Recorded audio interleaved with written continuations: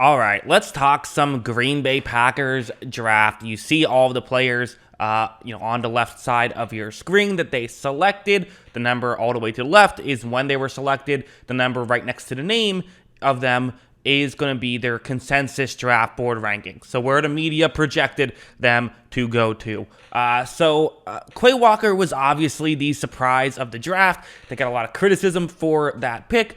I put them in my losers of night one for this selection. I think that this was the one pick where I'm still like, I don't know if that was the right call. I think they, in large part, made up for it with the rest of their picks, though.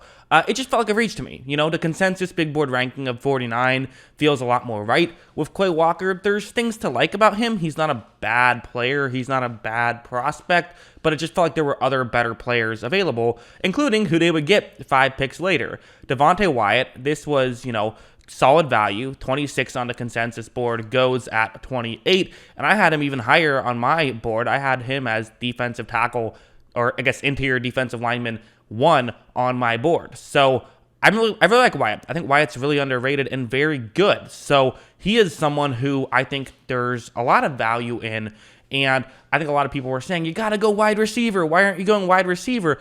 I wasn't quite in that camp as much. I felt like they could have gone wide receiver there. And again, they would eventually go wide receiver.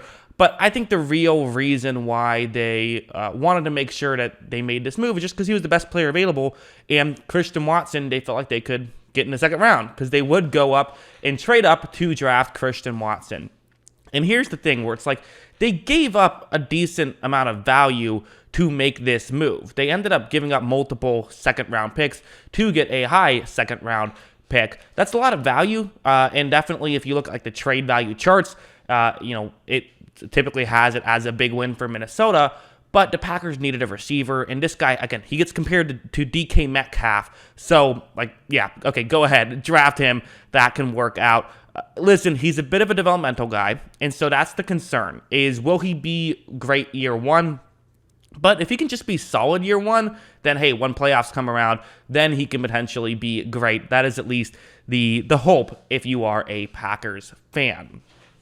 Moving on to the next one. So Sean Ryan at 92, he's 74 on the consensus board. So again, getting good value here. Him and Zach Tom, I feel kind of similar about, where it's like you could use an offensive lineman. Those are two guys who could potentially be that offensive lineman. I liked Tom more. Tom has a 126 grade on that consensus board, but there were some people that thought that he should have gone in round 1. So that's where, that's why I'm interested in him. So, I know I skipped Romeo Dubes here.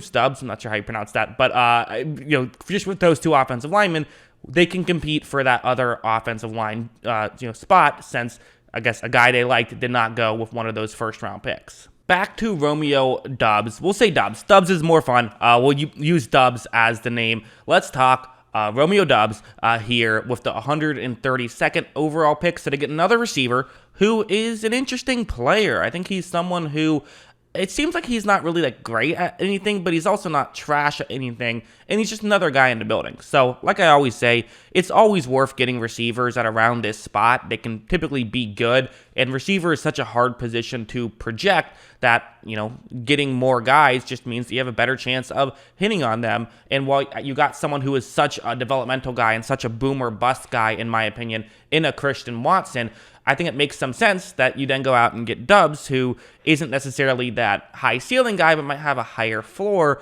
and is someone who can at least play. So again, 140 getting the value, or excuse me, 132 getting the value of 125. So solid pick there. Also, their last pick before their 4 fourth rounders, which is interesting. Kingsley Ignog, I still didn't figure out how to pronounce his name. Listen, there's a subsection of people who really like Ignog.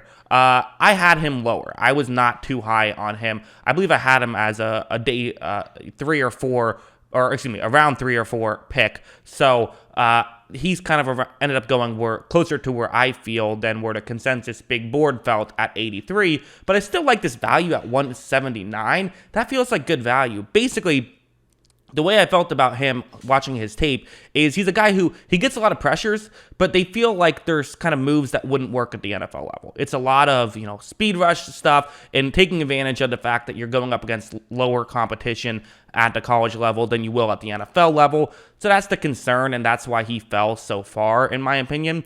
But the flip side is, well, he's still got wins. And at the end of the day, guys who get wins, that does translate pretty well to the NFL level. And maybe the reason why he did those moves so frequently is because those moves worked. So why not continue to do them? So he's an interesting flyer and definitely, I think, a great pick for 178. I wouldn't have loved him in the second round, but 179, excuse me, I said 8, 179, yeah, that's great value for me. Then we have the 4 7th-round picks here. So first we have safety Tariq Carpenter, and you're going to see a couple of these guys that have very low rankings on their consensus, the consensus big board, but still, again, we're dealing with some late 7th rounders. Okay, draft whoever you like, whatever.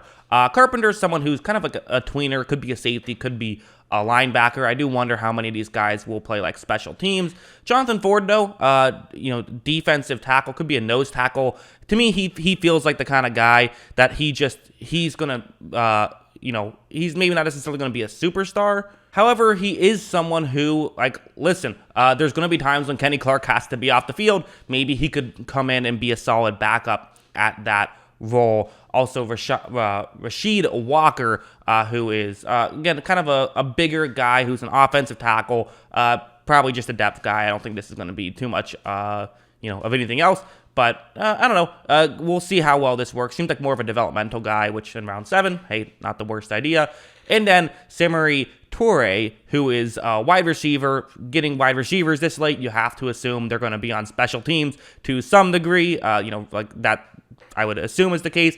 Skinny, 6'3", 190. So he's definitely a skinny guy, but someone who can move pretty well. So he's another guy who has an opportunity to get some playing time in a weak wide receiver room and could maybe do well. So as a whole, I don't really do letter grades for this stuff, but I would say a pretty solid draft. I didn't love the Quay Walker pick. That wasn't great. Some people are saying, oh, I bet you feel, not to me in particular, but I've seen people talk about other people saying, I bet you feel stupid about trashing the Packers draft when it actually turned out to be pretty good. Well, no, because the first round wasn't that great, but I think they made up for it with their other selections. So I would still say it's a pretty good draft in my opinion. But that's what I think. What do you guys think? Let me know in the comments below. Always love hearing from you. And of course, as always, thanks for watching.